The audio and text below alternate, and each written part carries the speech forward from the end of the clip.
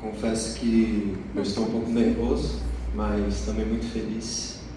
Eu gostaria de primeiramente agradecer a Deus pela oportunidade de eu estar aqui hoje, podendo pregar a sua palavra. Amém. Eu gostaria também de agradecer a liderança da igreja, agradecer o apoio da minha família e agradecer a você também que veio aqui essa noite. Amém. Antes de nós abrirmos a palavra de Deus e darmos início ao tema dessa noite, eu gostaria de pedir para que nós pudéssemos curvar nossas frontes. Vamos falar com Deus, pedir a unção do Espírito Santo. Senhor Deus, nessa noite reconhecemos que nós dependemos totalmente de Ti. Sem o Teu Espírito, tudo que dissermos serão apenas palavras. Por isso nós pedimos que o Espírito Santo conduza este momento e use a minha voz como Teu instrumento e fale no coração de cada um aqui presente. Amém. Que não seja a nossa vontade, nem os nossos pensamentos, nem nossos sonhos, mas que Cristo seja exaltado acima de tudo. Amém. Que essa mensagem produza arrependimento, esperança e confiança em Ti. É o que nós desejamos, no nome de Jesus. Amém. Amém. Mais uma vez, meu boa noite. Eu gostaria de fazer umas perguntas para vocês, se vocês não se importarem, apenas para levantar a mão. Quantos aqui já fizeram planos que nunca aconteceram? Pode levantar a mão? Algumas pessoas. Agora, quantos aqui já fizeram alguma oração esperando que Deus te respondesse de uma maneira, mas Ele acabou te respondendo de uma forma completamente diferente? Isso é mais comum do que parece. É comum nós fazermos planos. Às vezes nós planejamos uma faculdade, um casamento, um emprego, uma mudança, uma viagem, quando de repente tudo muda. E a gente às vezes até fica se perguntando: Deus, mas por quê? Talvez essa seja uma das perguntas mais antigas da humanidade, e hoje nós vamos ver o que é sobre isso que é o tema de hoje. Como Deus muitas vezes nos responde de uma maneira que a gente não espera. Antes de nós começarmos, eu gostaria de fazer mais uma pergunta para vocês. A gente termina, quando a gente ora, a gente termina uma oração sempre dizendo amém, correto? Mas você sabe realmente o que significa essa palavra? Qual que é o significado da palavra amém? Não é assim seja. Eu tive a mesma reação que vocês quando eu descobri. Quando eu descobri o significado, você às vezes passa até a falar ela com outro sentimento. Eu descobri uma explicação muito boa feita pelo Dr. Rodrigo Silva, que ele explica o significado do amém. No hebraico bíblico, não existe um termo abstrato para o conceito de fé, porque o hebraico bíblico ele é muito concreto. Então, palavras como, por exemplo, compaixão, ou amor, ou fé, não existem. Para eles é tudo muito concreto. A palavra que mais se aproxima da palavra amém no hebraico bíblico é a palavra emuná. O que é emuná? Vou fazer uma suposição aqui para vocês. Vamos supor que você está num navio. Você está em alto mar, quando de repente esse navio afunda. Só você sobrevive.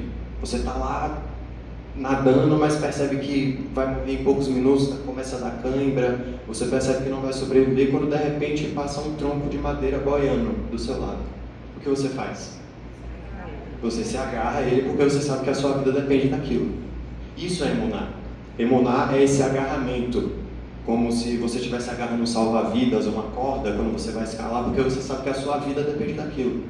Da palavra emuná vem a palavra amã, que significa firmeza, e dessas duas palavras nasce o amém. Então amém não é apenas que assim seja, mas mais do que isso. Basicamente você está falando: Senhor, é na tua palavra, ou melhor, no teu nome que eu me firmo, que eu me agarro, como se a minha vida dependesse daquilo. Agora, pense comigo. Será que nós sempre dizemos amém para a vontade de Deus? Ou apenas para aquilo que nós gostaríamos que Deus fizesse? Porque é fácil dizer amém quando Deus confirma os nossos planos, tudo bonitinho, mas é muito difícil quando Deus muda eles completamente. E é sobre isso o tema de hoje. Vou passar aqui. Passar aqui. Ah, tá. O Deus que destrói sonhos. Quando eu vi esse tema pela primeira vez, eu tive uma reação bem... Nossa, um Deus que destrói sonhos? Parece um Deus mau, um Deus cruel, um Deus tirano. Se eu te falar que Deus ele realmente pode destruir sim o seu sonho. Não da forma que alguns estão imaginando, mas ao estudar a Bíblia eu percebi que Deus ele não destrói aquilo que ele prometeu, mas sim ele destrói tudo aquilo que nós colocamos acima dele. Caleb, como assim? Já vou te explicar. Convido você a abrir a sua Bíblia no livro de Provérbios.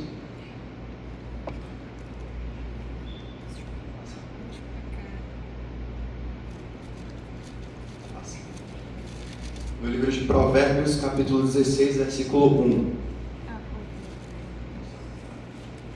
O coração do homem pode fazer planos, mas a resposta certa vem do Senhor.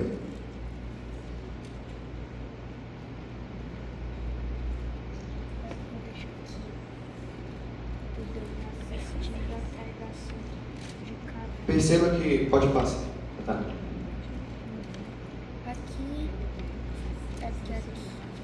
Todos acharam o texto já? Ou tem mais alguém procurando? Já achou?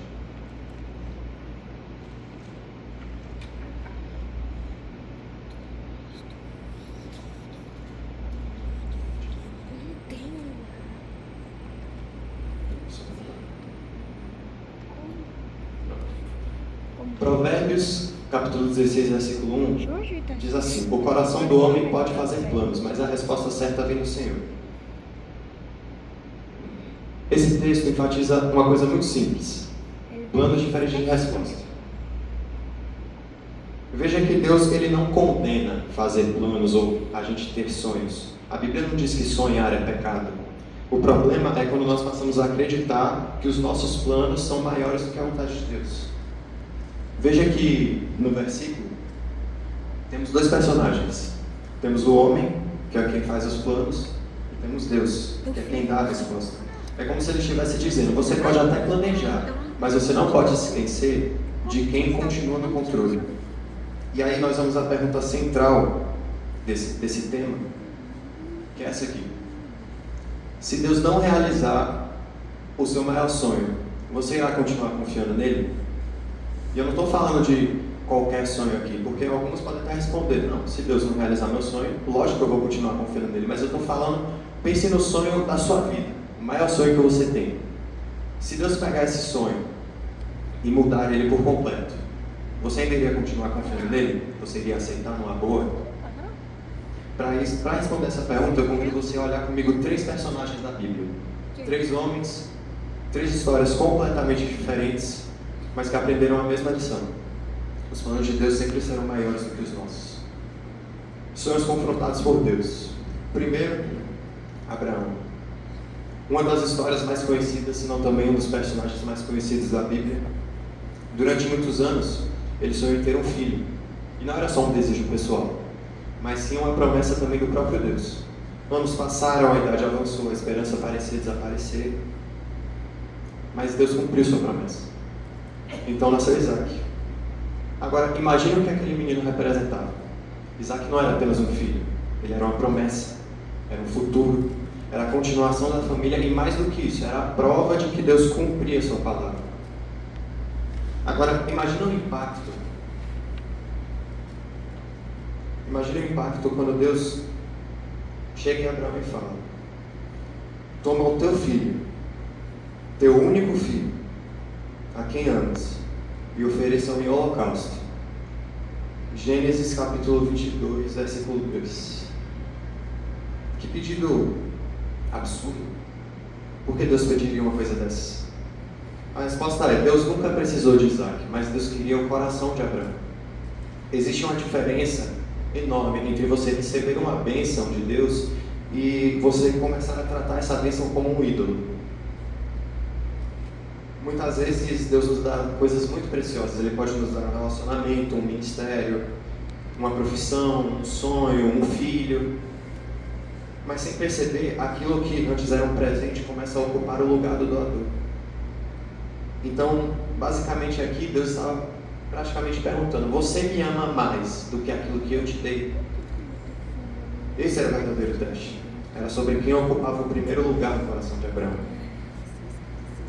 O segundo personagem, José do Egito. José, ele tinha apenas 17 anos quando teve aqueles sonhos extraordinários. Seus irmãos se curvavam, até seus pais apareciam nos sonhos. Os sonhos eram verdadeiros, mas José ainda não estava pronto. Agora perceba uma coisa interessante. Deus não mudou o sonho. Deus mudou José. Antes do palácio veio o poço. Antes da autoridade veio a escravidão. Antes da honra veio a prisão.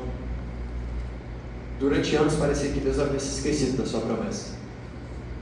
Mas Ele estava apenas preparando José para aquilo que viria depois. Porque muitas vezes nós pedimos para que Deus acelere os nossos acontecimentos, mas Deus está mais preocupado com quem nós estamos nos tornando do que com a velocidade ou a forma que a gente vai chegar no nosso destino. Porque tem uma frase muito boa, inclusive, eu gosto muito dessa frase. Um caráter pequeno não consegue sustentar uma grande missão. Forte essa frase. E o último personagem, Jonas. Jonas, ele tinha um plano, só que o plano de Jonas era diferente do plano de Deus. Deus disse: vai para Nínive, e Jonas foi para onde? Para Tarsis. Jonas não fugiu porque ele tinha medo de falar. Não. Ele fugiu porque ele não queria que Deus tivesse misericórdia daquele povo. Nínive era uma cidade horrível e Jonas acreditava que a sua ideia de justiça era melhor do que a compaixão do próprio Deus. Agora, gostaria de fazer uma pergunta para vocês. Quantas vezes nós não fazemos a mesma coisa que Jonas? Não fugimos para Tarsis, mas queremos que Deus faça as coisas do nosso jeito. Que Deus confirme todos os nossos planos da nossa maneira. Quando, na verdade, Ele está apenas tentando nos conduzir pelos caminhos dEle. Perceba agora algo interessante. Os três homens tinham histórias diferentes. Completamente diferentes. Abraão teve que colocar o seu sonho no altar, José teve que esperar o tempo de Deus, e Jonas teve que abandonar os seus próprios planos. Mas todos aprenderam a mesma verdade. A vontade de Deus sempre será maior do que os nossos planos. A Bíblia não condena a gente fazer planos, a Bíblia não condena a gente a sonhar. O problema é quando o sonho se torna mais importante do que aquele que o colocou em nosso coração. Só que aí isso nos leva a uma outra pergunta para nós refletirmos também. Será que todos os nossos sonhos nascem em Deus ou apenas no nosso coração? Gostaria de a gente ver um pouco aqui 3 verdades sobre os sonhos. Primeiro, uma coisa que eu e você nós precisamos entender. Primeira coisa, fato, nem todo sonho nasce em Deus. Nós vivemos em uma época em que nós ouvimos constantemente frases do tipo: siga o seu coração, você pode ser o que você quiser, acredite no seu sonho, confie em você, você consegue. Essas frases podem até parecer bonitas e tem pessoas que até levam como uma forma de motivação, mas a Bíblia nos convida a fazer uma pergunta antes: de onde nasceu esse sonho? Nem todo sonho nasce em Deus. Alguns sonhos podem nascer do ego, da comparação, da inveja, da carência, do medo, até da necessidade de aprovação. Nem tudo que faz sentido para nós representa a vontade de Deus. Porque muitas vezes nós confundimos um sonho legítimo com um sonho que para a gente pode fazer sentido com um chamado de Deus. Mas nem sempre é assim.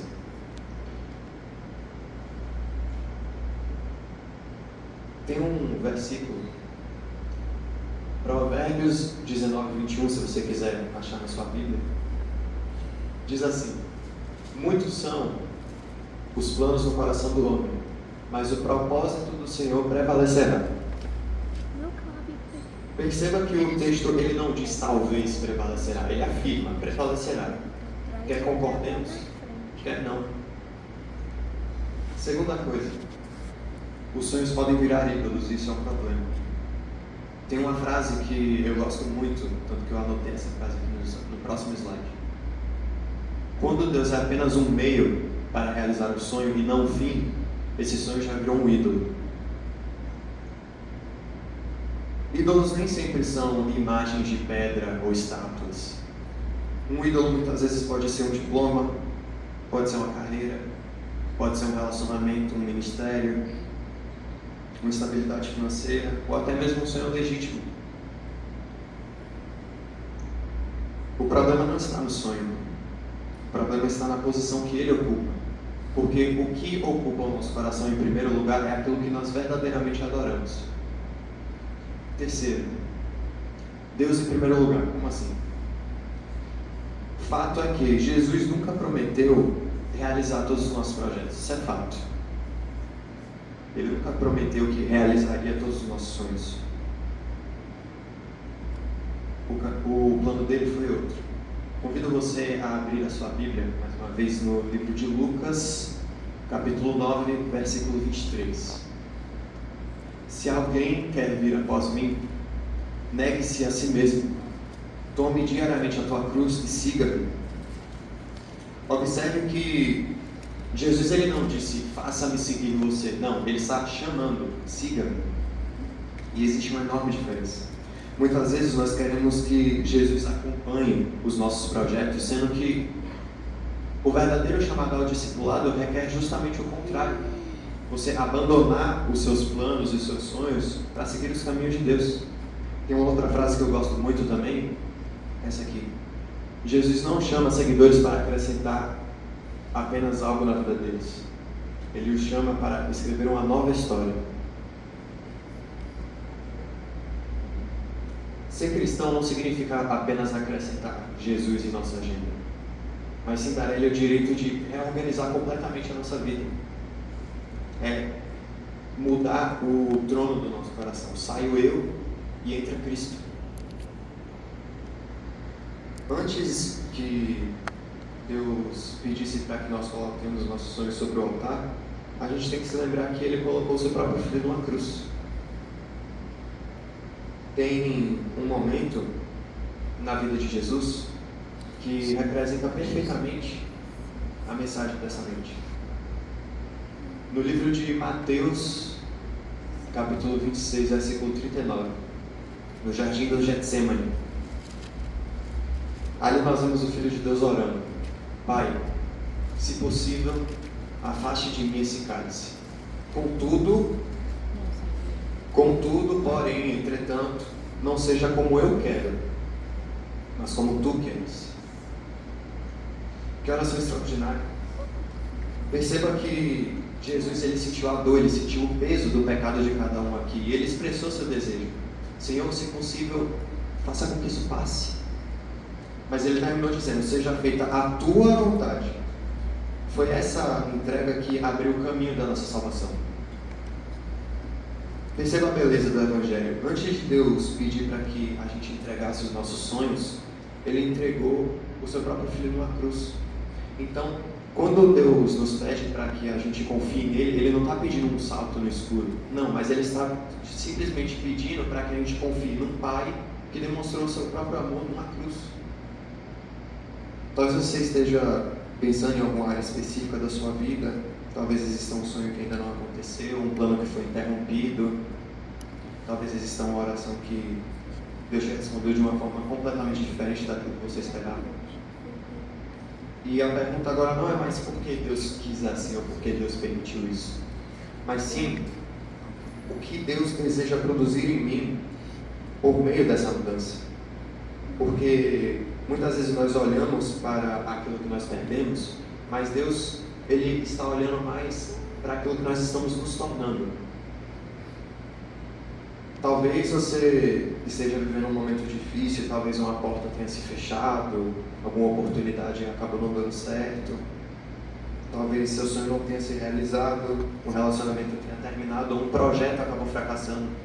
E talvez você esteja até se perguntando nesse momento: Senhor, mas por quê? Por quê, meu Deus? A Bíblia nos mostra que Deus nem sempre vai explicar para a gente quais são os planos dele, mas Ele sempre permanece fiel. Em momentos assim, se lembre de Abraão, se lembre de José, se lembre de Jonas. Eles também não entendiam qual que era o plano de Deus na vida deles, mas eles permaneceram fiéis. Eles compreenderam muito mais olhando para trás do que olhando para frente. E talvez aconteça o mesmo conosco, assim como aconteceu comigo.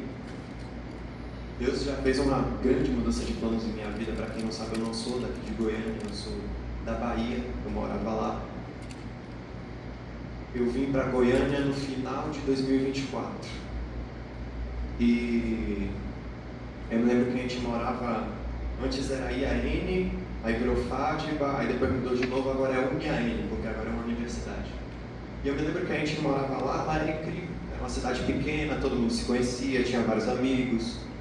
Mas eu ficava na minha cabeça, tipo, em comparação, o IAN com o mundo, ainda tem um mundo ainda para explorar, né?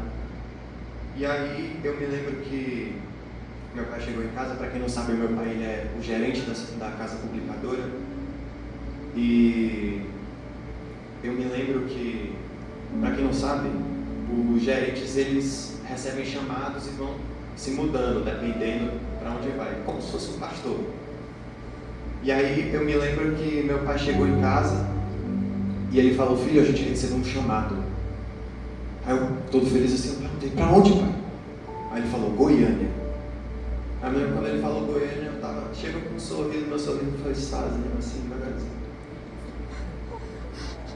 Aí eu olhei assim e falei: rapaz, Goiânia? Goiânia? Onde é que fica Goiânia mesmo? Aí eu pesquisei, apareceu lá Goiânia, capital de Goiás. Aí eu fui ver qual era a distância, né? Eu não tinha visto a distância. E comparado a Salvador, é só um pouquinho longe, né? Se você parar para pensar, até vai de carro, nem é tão longe.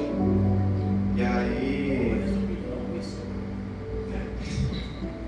E aí eu me lembro que eu não estava muito animado. Eu falei: rapaz, vou pesquisar mais um pouco. Eu vou pesquisar a cultura de Goiânia. Eu sou uma pessoa assim, né? Vou pesquisar aqui qual que é a cultura de Goiânia. Aí eu pesquisei, apareceu lá, né? Pamonha, Pequi, Jorge Mateus. Aí eu olhei assim: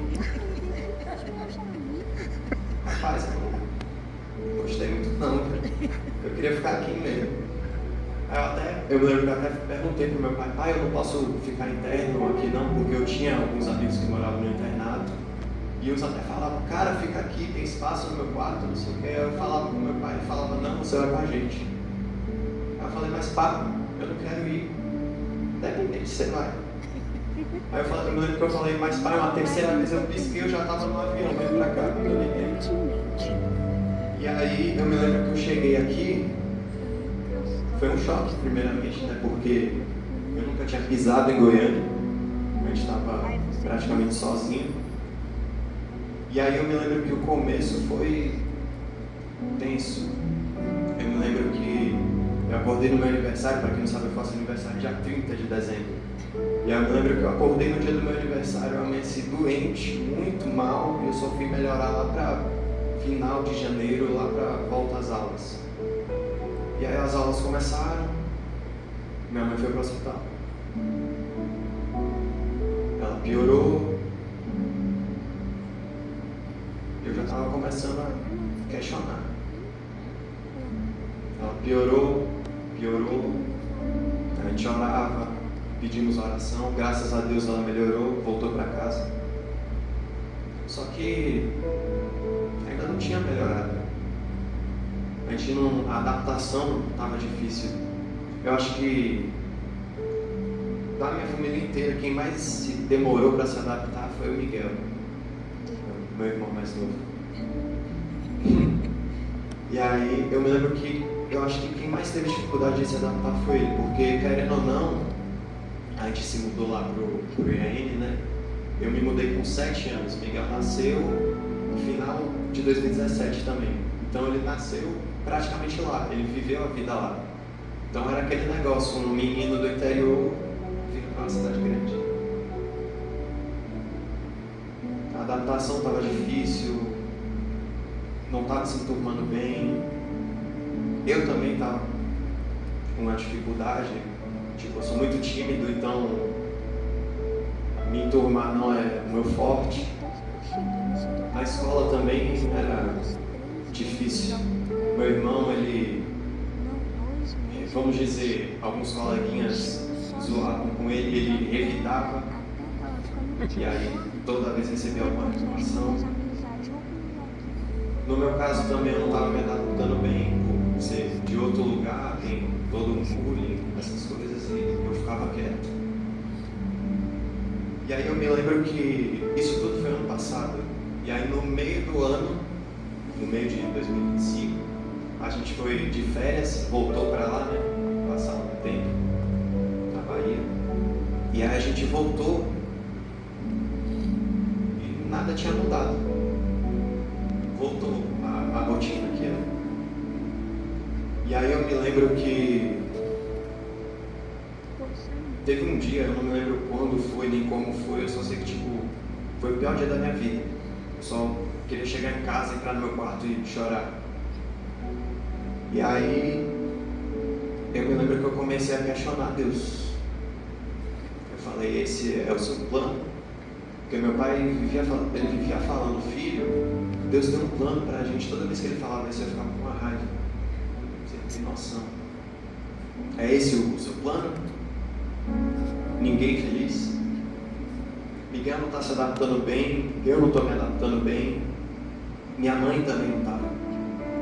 Era aquele negócio tipo, sabe quando as pessoas te acolhem, mas você não se sente acolhido?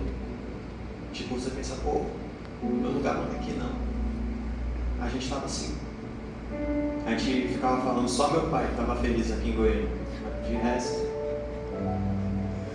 E aí eu me lembro que eu comecei a questionar, falar, por quê? O Senhor permitiu isso? Tudo dando errado, tudo da pior maneira possível. Mas aí, depois de um tempo, eu comecei a me aproximar mais dele. Comecei a ler mais a Bíblia, comecei a orar mais. Logo, ele fala comigo. Ele praticamente disse que, mesmo que tudo esteja dando errado, pode estar o pior que for, no final sempre vai dar certo. Depois de um tempo, eu me lembro que tudo começou a melhorar. Comecei a fazer novas amizades, comecei a me enturmar mais. Né? Isso tudo ano passado, agosto do ano passado. E aí o tempo foi passando, tudo foi dando certo. Chegou meu aniversário, eu tinha ficado feliz porque eu não tinha ficado doente dessa vez. Aí a gente foi comemorar numa pizzaria. Chegou o início desse ano, a gente se mudou para uma escola nova. A gente tem se enturmado, feito novas amizades, novas oportunidades apareceram. Tudo começou a dar certo. Naquele momento eu percebi que a mudança ela nunca foi um castigo. Foi uma demonstração de amor do próprio Deus. Amém. Tem uma frase, essa frase eu achei muito bonita, meu pai me mandou hoje de manhã, ele tem anotado essa frase num post-it. A vontade de Deus jamais nos conduzirá para um lugar onde a graça de Deus não nos possa cuidar. Só que eu não sabia ler. Do pastor Johnny Oliveira.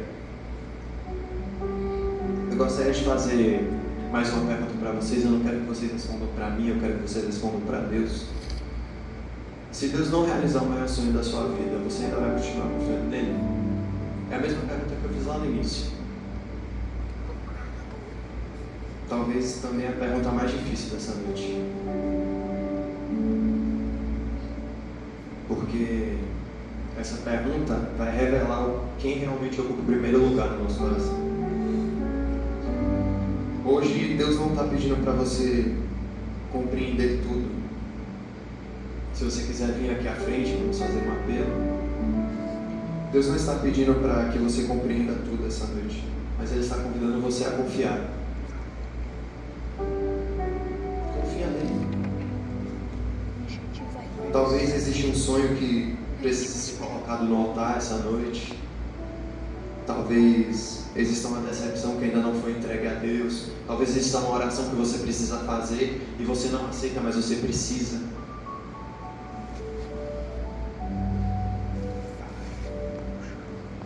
Hoje o Senhor nos lembra que não importa o quão bom sejam nossos planos ou quão alto a gente pense, nada vai se comparar aos planos que Deus tem para cada um de nós.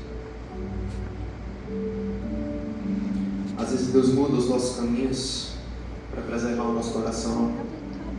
Às vezes fecha uma porta porque conhece um caminho que ainda não conseguimos enxergar.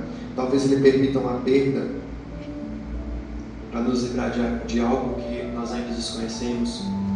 Talvez Ele continue em silêncio, por isso que às vezes fica aquela impressão: rapaz, parece que Deus me responde, é como se Ele estivesse continuando em silêncio, Ele não me ouve. Porque Ele sabe o que é melhor, Ele quer te proteger. Talvez aquilo não seja o melhor para você, talvez você ainda não esteja pronto. A mudança de planos, ela pode doer? Pode. E dói, e muito. Mas isso não quer dizer que Deus deixou de cuidar da gente. Hoje nós passamos a entender 3 coisas. Deus não condena os sonhos. Deus também não condena planos. Não. Mas sim convida a gente colocar tudo isso nas mãos dele. Porque somente quando Cristo ocupa o primeiro lugar, os sonhos encontram o lugar certo. Talvez Deus não destrua o seu sonho, que bom. Talvez Ele apenas transforme antes o seu coração, assim como fez comigo.